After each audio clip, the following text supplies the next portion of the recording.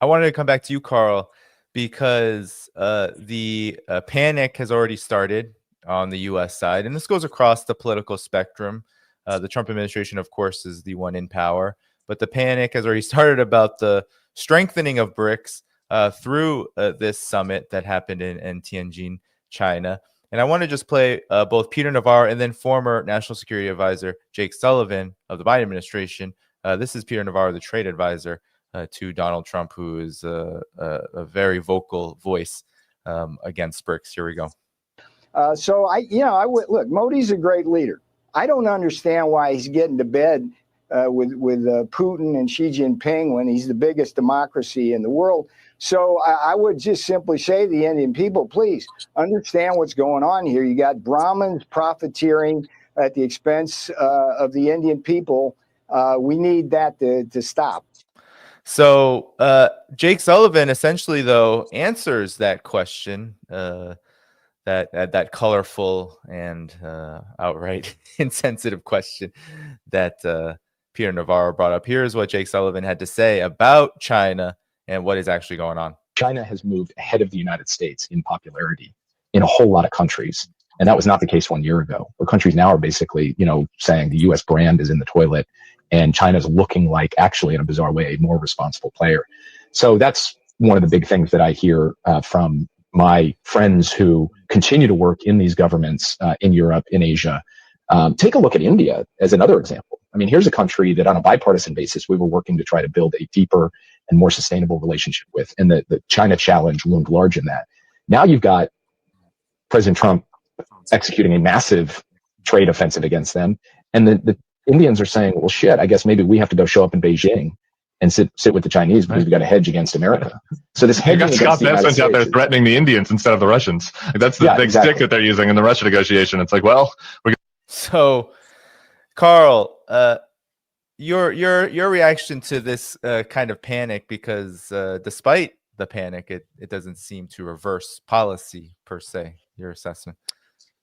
Well, Peter Navarro should have just stopped when he said, "I don't understand." I mean, that's a truest statement. He does not understand, and a lot of the problem of the U.S. empire facing right now is self-inflicted. This whole about face turn on India, which caught the Indian elite by surprise, and because they thought they had a very solid relationship with Trump. Modi, worked tirelessly to try to make sure to get on the good side of Trump, but it all came crash down as at the end of as a result of the recent Indian-Pakistan conflict. A couple of things that happened. First is that India has seen Pakistan has welcomed Trump's intervention and sing praise of Trump for being the mediator and nominated Trump for the Nobel Peace Prize. Now, Trump, that's how you play Trump to Trump's ego, right? You just got to butter him up a little bit, and that led to warming of ties between Pakistan and United States. On the other hand, India had vehemently denied any role Trump played in the ceasefire, and this did not please Trump because Trump really wanted that Nobel Peace Prize. This is one of the reasons that Trump has turned against India. But another reason is because, as Jake Sullivan said, there has been a bipartisan effort to bring India onto the anti-China bandwagon of Quad. And what the Pakistan-Indian conflict showed was Pakistan, which relied heavily on the Chinese weapon system, 80% of its weapon systems are purchased from China, managed to humiliate India in the first day of aerial battle. So in Trump's eyes, that lowers the stock profile of India. Like, what good is India that to us then if you are being defeated by Pakistan with Chinese weapons? How can we count on you to counteract against China? This again for Trump. Trump is a very transactional president, and he also like to prey on weakness. He saw that India is at a moment of weakness, and he pounced on that. And he thought he tried to use by pressuring India over purchase Russian oil, trying to use that as a leverage in his negotiation against Vladimir Putin in ending the conflict in Ukraine, but on U.S. terms. What Trump administration don't understand is they don't get to dictate terms to Russia. Russia is already winning on the battlefield. You cannot get through via negotiation what you lost in the battlefield. And Trump is not in a position. United States is not in a position right now to dictate term of peace to Russia. And what U.S. has proposed to Russia is simple ceasefire. Russia wants something more. They want a guarantee that NATO will stay out of Ukraine, and that's the whole reason Russia launched a special military operation. They don't want another ceasefire like Minsk 1 or Minsk 2, which the West just used that opportunity to rearm Ukraine to start the conflict down the road. That would defeat the whole purpose. So Russia was very clear on what they wanted, and for whatever reason, Trump administration were not able to meet them halfway. Instead, Trump is playing hardball by trying to pressure Russia by pressuring India, and that led to the whole BRICS meeting we just saw in Tianjin. And by the way, there was a lot of I agree with Professor Da Wei. It's very important for the BRICS member nation to promote people-to-people exchange. And we saw a concrete result of that after SCO summit. China just announced that for the first time, they're going to extend visa-free status to Russian citizens. Start from September 15th. For 1 year, they're going to start the trial for a visa-free policy to extend to Russian citizens. They can visit China visa-free for 30 days. And on energy cooperation, this U.S. make a big deal over purchasing Russian oil and gas. China actually has increased its purchase of Russian energy this year, and then finally both sides signed the agreement to build the Power of Siberia 2, which will connect the gas field of Yamal Peninsula, which set in the Russian Arctic Circle, and pipe that gas all the way to China. Now, why this is important is because the Yamal Peninsula gas originally was supposed to be piped via Nord Stream to EU.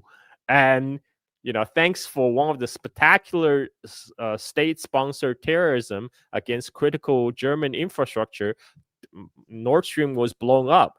So now all the gas that would have gone to Europe will now be piped to China. And those once those gas goes east, they're not going back west. And EU is done. They got freezed out. They're literally getting freezed out the Russian gas right now. And those pipelines and the energy deal, these are multi-generational exercise in partnership building. You'll bind Russia and China even closer together. And this is important because among the BRICS members, there's a lot of energy producers. China is one of the largest energy consumer, but there's many members of the BRICS who are energy producer, like the Gulf countries, like Russia. And as Professor Warwick mentioned, they don't need United States. You already have China being the manufacturing superpower that's making everything. And then you have all these energy producers. They can trade among themselves. And U.S. just make it even more and more difficult to continue to trade in the U.S. dollars. The reason everyone used U.S. dollar before, it was because it was commonly accepted currency and everybody used it. So that made it easy for everyone to adopt. When United States starts throwing sanctions around and it attached a very heavy cost of doing transaction U.S. dollar, that will encourage everybody to move away from the U.S. dollar and trade in the local currency. And that's exactly what happened after they took Russia off the SWIFT system and sanctioned Russia. There's a lot of the current trade, a lot of trades being settled in local currencies, in rubles, in RMB, etc. And that makes U.S. less relevant in the global commerce scene. And U.S. is right now, I think what's happening is the Washington elite, they're trying to restart Cold Wars. They thought, okay, we understood how Cold War 1.0 went. We separate the world between the Soviet camp and the Western camp, and the Soviet Union collapsed. So we know how to win that. So all we got to do is just bring the Cold War back, do a Cold War 2.0, and then we're going to collapse China and Russia and Iran, and we're going to continue to rule the world.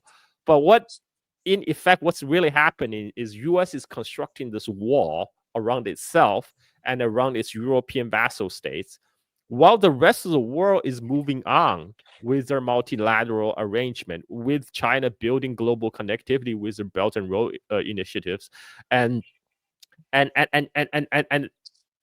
more importantly, China is no longer behind the West in the tech development. Chinese AI is already at parity, if not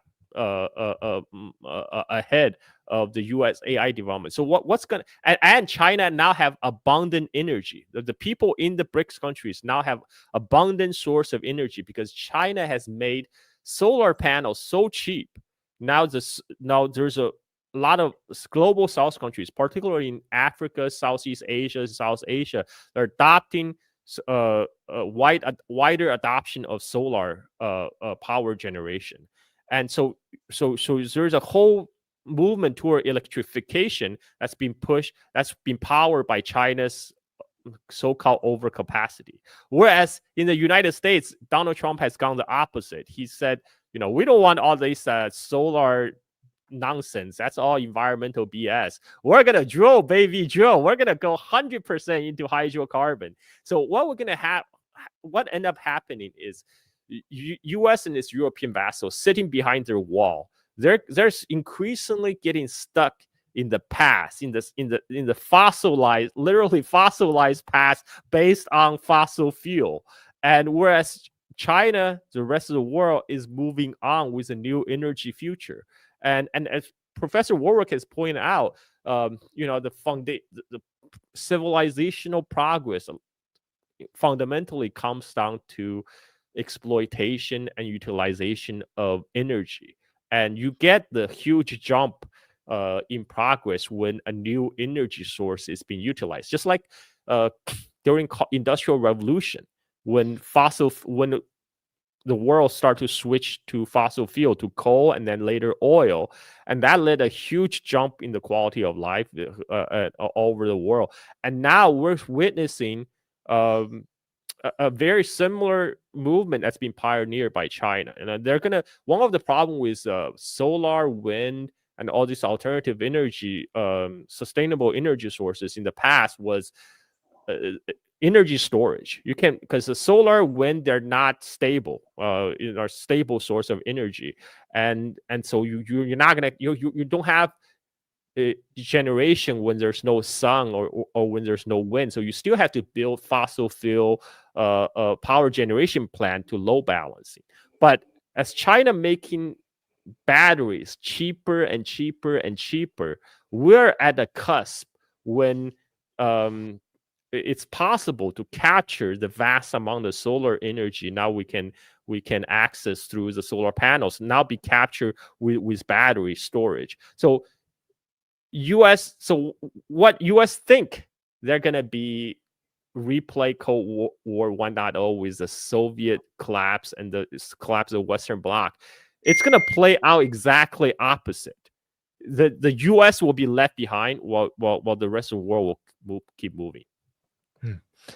Yeah, Dr. Dawei, from China's perspective, especially in the realm of both security and economic development, how does it react to these kind of comments by, for example, Peter Navarro, who essentially scorns the rest of the world, and in this case India, for getting closer? How dare they get closer to China?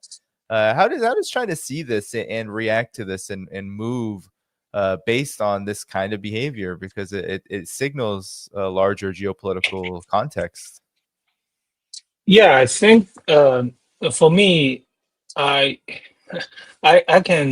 feel there is kind of double standard thing. the U.S., the Trump administration recently had, quite flexible diplomacy, let's say. President Trump met with President Putin in Alaska. And President Trump himself, for several times, I think he posted on social media too, basically say he want to meet with DPRK leader Kim Jong-un. So I mean, the U.S. diplomacy is not now based on, let's say, ideology or values. As a researcher, I think this is very interesting development. So if a leader believe that believe this is your national interest, then you have very flexible diplomatic posture. It could help sometimes. But the problem is, back to Peter Navarro's comments, you cannot say it is correct that U.S. do this, but it's not correct China do this. I mean, for me, this is kind of double standard thing. So I think in the United States and to some extent in Europe, there is this kind of feeling that, if we do this, this is correct because this is we do because it's us, right? And if you do that, it's not correct because you are not a Western democracy. I don't understand this logic, to be honest.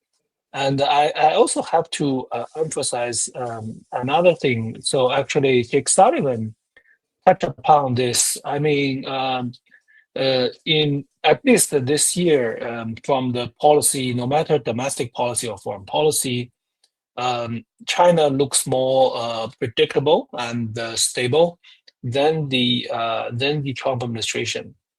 So we have not created big surprise to any countries, and actually I think it's even Russia, India. I think this country also they are more predictable. No matter you agree with their policy or not. I mean, many countries, I think maybe they do not agree with Russian, on this conflict in Ukraine. But I mean, the logic of Putin is predictable, even you disagree with him. And I think the reaction from Modi, from India, is also something very predictable. So this predictability is something really, important in international relations, in international politics. So I think that's what Jake Sullivan touched upon. I mean, the U.S. has changed their policy is so unpredictable in recent days. So make other countries feel they need to, strengthen cooperation together to try to inject predictability and stability to the international relations. So it's not only, I think, on the West media, there is a tendency to view this recent diplomatic changes, including SCO summit and today's military parade, as getting together of China, Iran, Russia, GPRK. I think that view is too narrowed. Yeah, these countries are in Beijing, but we also have other countries. We have leaders from central states. We have leaders from Southeast Asian countries, ASEAN countries. I think that's very interesting. Particularly, I mean, the news is that Indonesian president,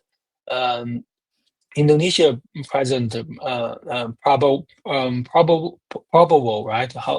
I'm sorry, I cannot pronounce his name correctly, but I mean, yeah, he left China because of domestic situation, right? He left China and were absent from the SCO summit yesterday, but he flew back to Beijing earlier today for the military parade.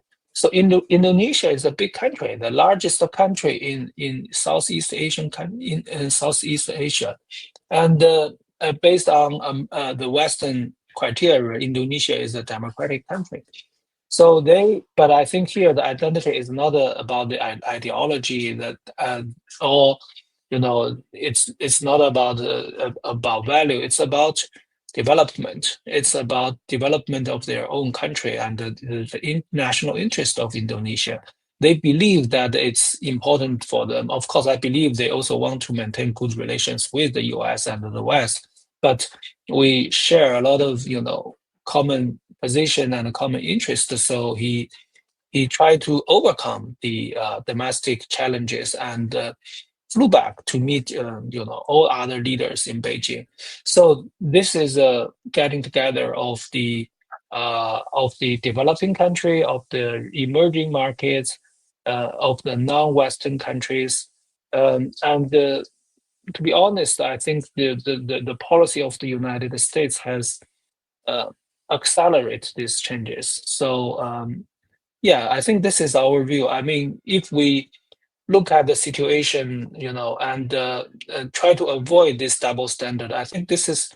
I will give I think this diplomacy in Beijing and Tianjin, of course, good, and I think it's very flexible diplomacy. But I'm also with great interest watching the changes in the United States, how they interact with other countries, right? With Russia, with Ukraine, with maybe potentially with North Korea in the future. So this is a different time. This is as we discussed earlier, era of multipolarity. So we need a diplomacy of multipolarity. Yes. Yeah, Dr. Powell, your thoughts on all of this.